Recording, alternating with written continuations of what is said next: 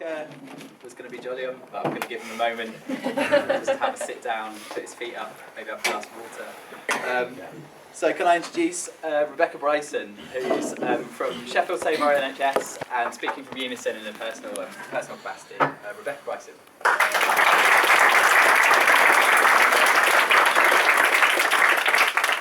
Hey, thanks. I've got the slightly dubious pleasure of working in the NHS, and I want to start off apologising if I come across a little bit incoherent and slightly hazy in the eyes, because I'm currently in the middle of working 12 days in a row. In the last 7 days I've worked 53 hours. People who don't know what I do might be wondering whether I'm one of the junior doctors that we're hearing quite a lot about in the news at the moment, or perhaps I'm an overstretched nurse working hard to try and cover understaffed wards, but actually I'm a ward clerk. And the reason that I've been working all these hours in the last week isn't to do the vital work that there is actually for ward clerks to do. You know, we are frontline staff. Some people would have you believe we're just red tape administrators. We're not. But that's not the reason why we've been doing these extra hours. It's all because of a new computer system that we've just had implemented in the place where I work. And so hundreds of staff, if at the least, I don't know how many actually, have had to work extra just to try and keep things moving and to stop patient activity from absolutely grinding to a halt. You can pick up these leaflets that will tell you how much this new system costs. So it will tell you they're 35 million over the next 5 years. I've got to point out those millions are not going to us, by the way. I and most of my colleagues earn less than £10 an hour. So that cost kind of sticks in your throat a little bit. And also the last point on this here is it's centred on improving patient care, but if in the last 2 days you'd walked into any department in our hospital, you'd find patients queuing out the door because nobody can actually use the new system that we've got. The A&E department at the Northern General is apparently in meltdown because of it. So, you know, not only is it not helping at present, although I'm sure that will obviously get easier, the cost really sticks in your throat when NHS services are being absolutely destroyed by being either cut to beyond a point where they can function anymore or sold off, and the terms and conditions of NHS staff are under constant attack. So, you know, just on staffing, after the mid-staffs debacle, which was absolutely disgraceful, and the Francis report that came out of it, we were told that there would be more nurses on wards, but actually if you work on a ward, that's not the reality. It feels like there are less. It feels like mid-staffs could happen anywhere at any time, to be honest. So there's a lot of spin, and I think that 35 million could be much easily better spent elsewhere. But in terms of the attacks on terms and conditions that I think are a vital part of it, and part of a privatisation agenda really, if you get rid of all the NHS terms and conditions, and it makes it much easier to sell off services and whole hospitals, all sorts of things. So people will have hopefully heard in the news about the proposed changes to the junior doctors' contracts, that really is the government's sort of opening shot in trying to destroy the terms and conditions and break up the NHS altogether. So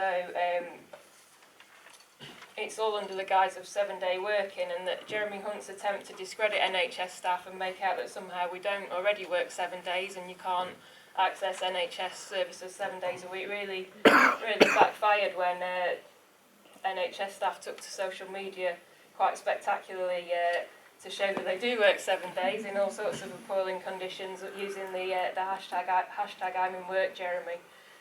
But as if this was actually ever really about aiming to improve services and patient care anyway, you know.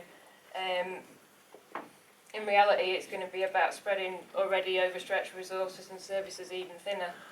And some figures really that people have come up with and stuff. The Chartered Society of Physiotherapy says that any attempt to deliver 7-day services with the resources of a 5-day service will fail, which is pretty obvious really, because 5 in 7 it just doesn't go. They also point out that 7-day services haven't always produced better outcomes for patients or more efficient services.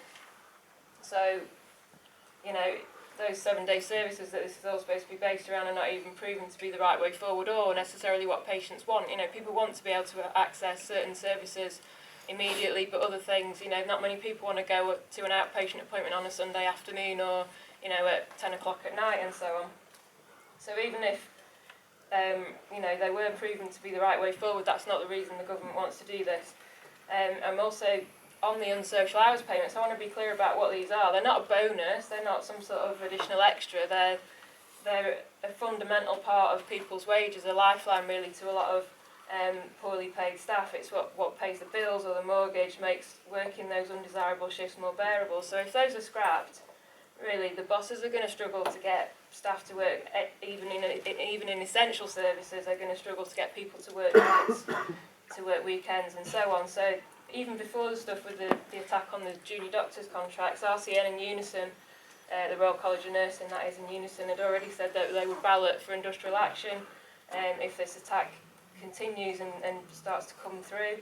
And now the BMA, the British Medical Association, has said that they'll ballot junior doctors for strike action over this proposed change in contract.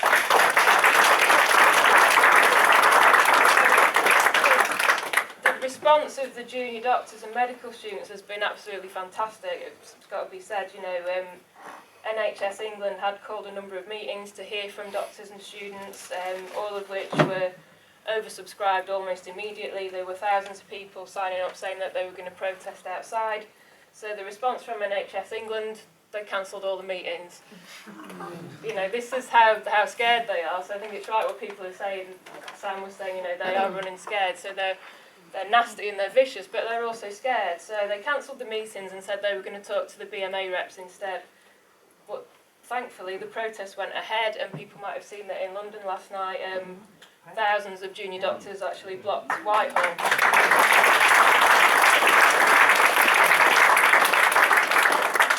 So at the heart of those protests has been defending the NHS. This is not about greedy, well-paid doctors, not at all. In fact, the starting wage for a doctor newly qualified and already saddled with probably at least 7 years worth of student debt, their starting salary is just over 20,000. You know, and the reality of working as a junior doctor is pretty grim. We in Sheffield Save Our NHS held an event last week, which was a screening of a film Sell-Off about NHS privatisation, but we also had a performance that was a monologue inspired by one of the people's sister who works as a junior doctor, and it was absolutely chilling to, you know, I know it because I see it at work, but for someone to go through what it's actually like to be in that position of a junior doctor, the amount of responsibility and pressure that's on you all the time, you know, the way they're treated already is appalling, so attack them further is just out of the question really. And I think the government thought they could pick them off first quite easily, and then once they've managed to, as they plan to, get the trade union bill through, then they can pick off the rest of the health unions as well.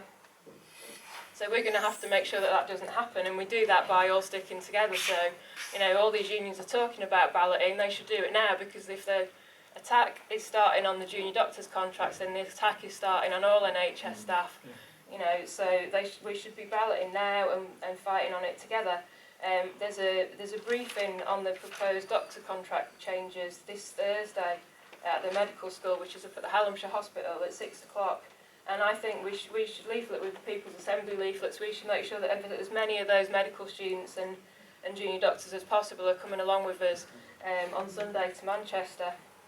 And it's promising to see, you know, these signs of a fight back, like what people have outlined, and there have been inspiring fights against cuts like and privatisation, like people will hopefully be aware of the long-running Care UK dispute in Doncaster, because the attacks are coming fast since the general election. You know, in Sheffield the art therapy services just been more or less shut down, which is a disgrace. You know, it's been picked off as probably an easy target, but it's absolutely vital to the people that use it. It's a lifeline, it's not some sort of fluffy extra.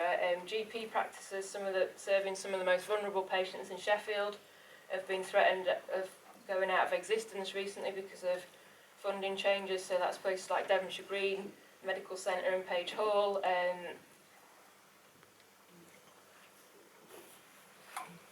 The Clover Group practice, which is one of the biggest in Sheffield and currently comes under the Sheffield Health and Social Care Trust, is about to probably be tendered out, which could see it being running like by someone like Care UK, like Virgin. You know, this would be absolutely horrendous outcome. So that will be something that we will have to campaign against. If that comes about, we can't have these people taking over our services. We know what it leads to. We're going to have our unions and campaign groups, like people have said, fighting together. So it's, you know, it's good that we're already able to do that through People's Assembly. We're able to join people up together for the demonstrations like the one on Sunday in Manchester, and Sheffield Sabre NHS, you know, we're pleased to be able to be part of that, and we've got unions organising coaches and so on. We've got to fight back together, and I think the demo on Sunday is an important part of that. But part of that fight has got to be a demand for political opposition to the attacks on the NHS and on about the austerity agenda in general. So the election of Jeremy Corbyn as Labour leader, I think, is a massive step forward in that, and a reflection of the public mood. So that's what we've got to keep pushing through the power of our movement. As people said, that, you know, that's the driving force behind Corbyn. We've got to continue that, really. The one thing I do want to also mention is about and it's been mentioned about scapegoating of immigrants and refugees and stuff. You know, the creeping racism around the NHS in terms of blaming immigrants, saying it's immigrants who are destroying the health service, or it's people on benefits who are too needy and so on, is absolute nonsense. You know, that the people who are destroying the NHS,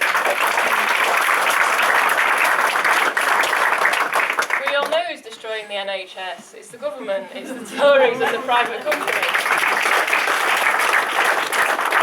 So there's been some disgraceful racism. I don't know if people saw the stuff around Filipino nurses because of an awful case of one man who, you know, did awful stuff, but it was nothing to do with the fact that he was Filipino. But, you know, they had some really inspirational protests around that, so again, given confidence, people will fight back, but we've got to stand alongside them and fight with them. We can't allow people to be scapegoated like that. That immigrants actually are the backbone of the NHS.